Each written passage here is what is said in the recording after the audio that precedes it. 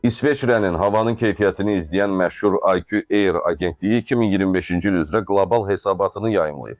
143 ölkə və 9000-dən çox şəhəri əhatə edən araşdırma bəşəriyyətin təmiz hava həsrətində olduğunu bir daha sübut edib.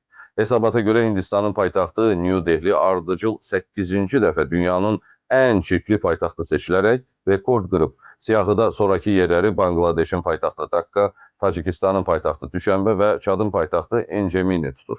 Dünyanın ən təmiz havasına sahib paytaxtlarsa Fransız Polineziyasından Papeete, Puerto Rico'nun paytaxtı San Juan və Barbadosun mərkəzi Bridgetown olub.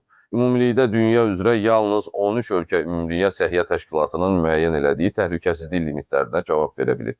Azərbaycanın paytaxtı Bakı regionunun digər sənaye şəhərləri ilə müqayisədə orta sıralarda qərarlaşıb.